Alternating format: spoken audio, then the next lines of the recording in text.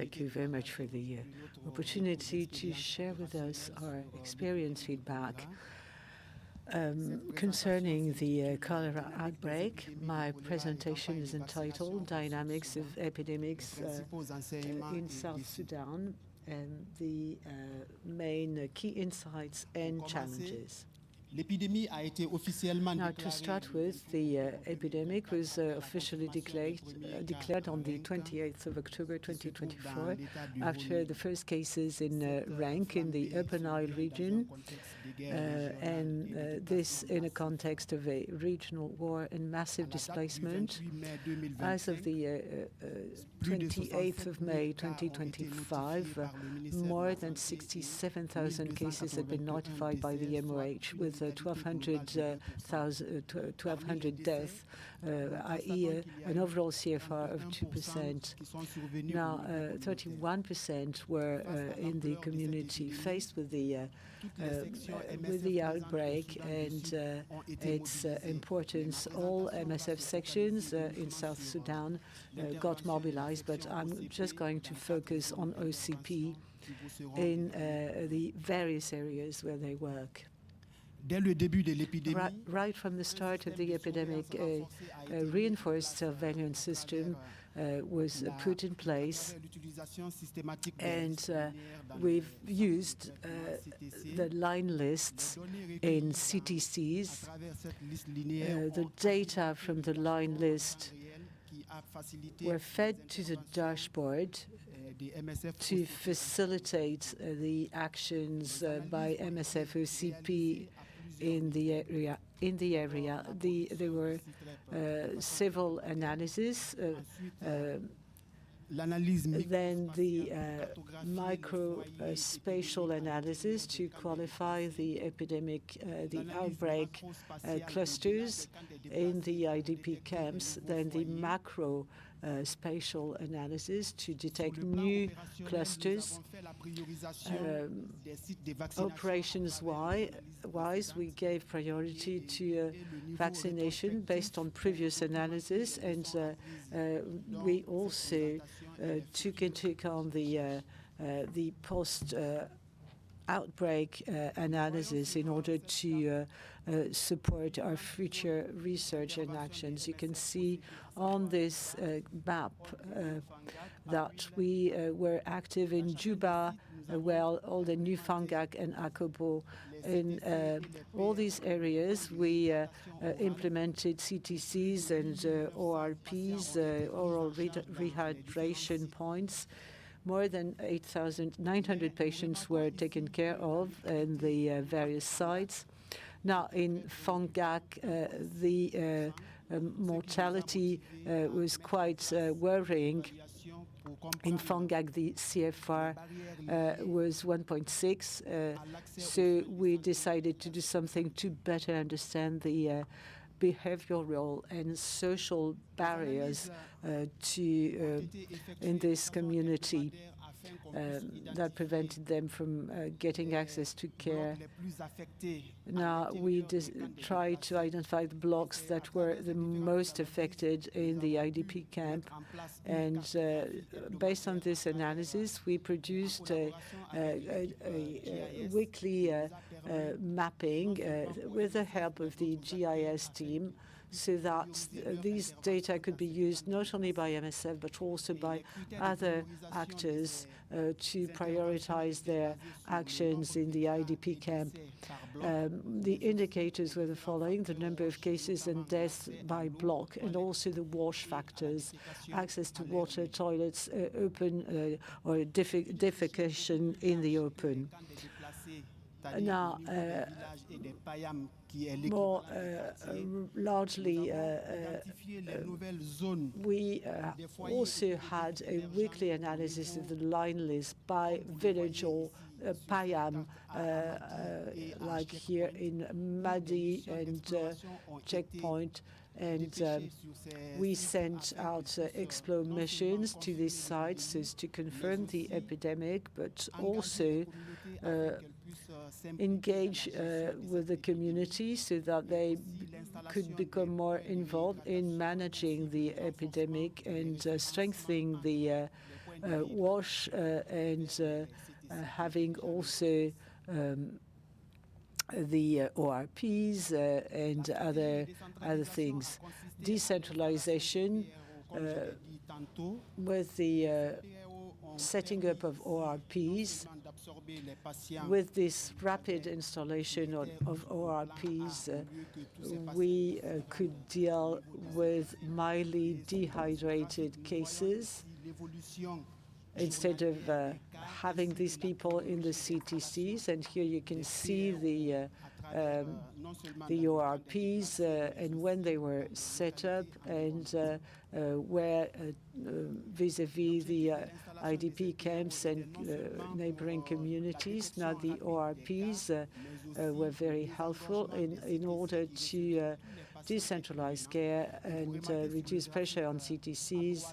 On the right-hand side, bottom graph, following ORP's setup, we could see a decrease in the number of cases admitted to CTCs, and we were starting to see more people in the ORPs. Now, here you can see the weekly admission of cases in IDP1. Because we had ORPs and CTCs in our various sites, we wanted to explain why we were successful with IDP1. Here you can see on a weekly basis the number of cases seen in the CTCs before ORPs were installed, severe dehydration in red, and in moderate in orange and mild in yellow here. Before ORPs, all patients, irrespective of the severity of dehydration, were seen in the CTC. Following the setting up of the ORP, we could see that there was a decrease in the number of mild cases. So we had only people in Plant B and C, and after ORPs were set up, all these mild cases were seen directly by the ORP, and therefore we could see that many more patients were admitted to the ORP than versus the CTC. The time to being seen in the ORP was more or less the same in some 90% of cases in less than 24 hours. Now, compared with IDP1, we can say that it's not truly conclusive for this camp in particular. There were very few changes seen after installation of ORP in this camp. However, a lot of patients were admitted in the ORP versus the CTC, and those patients were seen later. Only 17% in less than 24 hours, with 87% in more than 24 hours. In those different sites, we organized a reactive OCV campaign.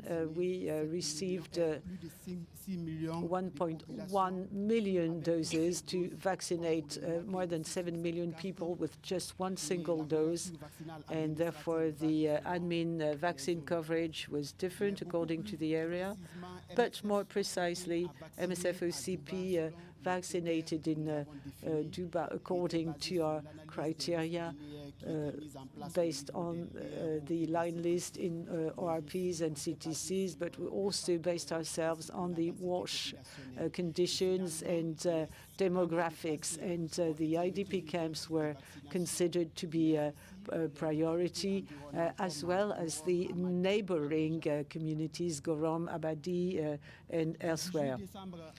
From the 18th of December to the 5th of February 2025, the vaccination campaign was organized. We vaccinated close to 120,000 people.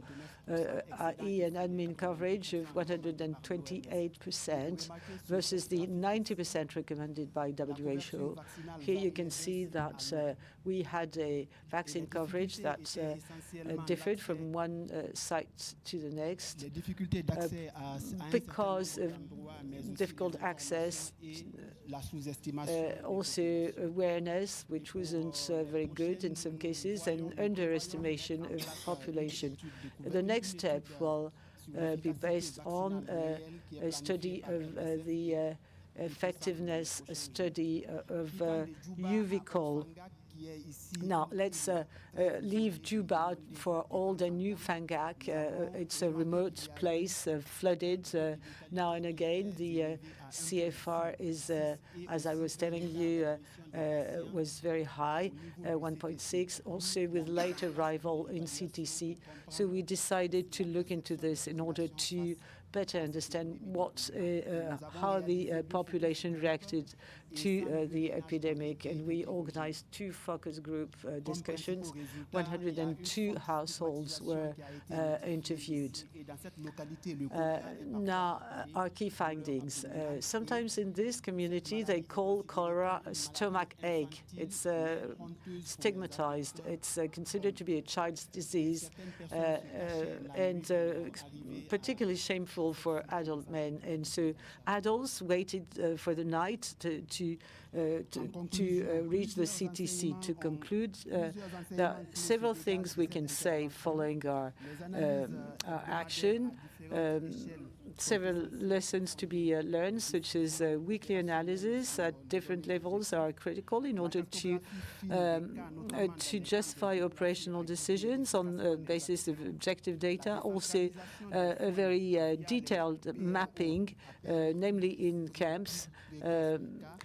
Also, the decentralization to ORPs helped us to identify cases earlier, and also to better manage the severe cases and reduce pressure on CTCs. However, we need to raise the awareness to make sure that the time to admission is shorter. Vaccination campaigns were rolled out in high-risk areas with a good prioritization on basis of data. We have accurate estimates of vaccine coverage, and we could also show that there's indeed a high stigma associated with this disease.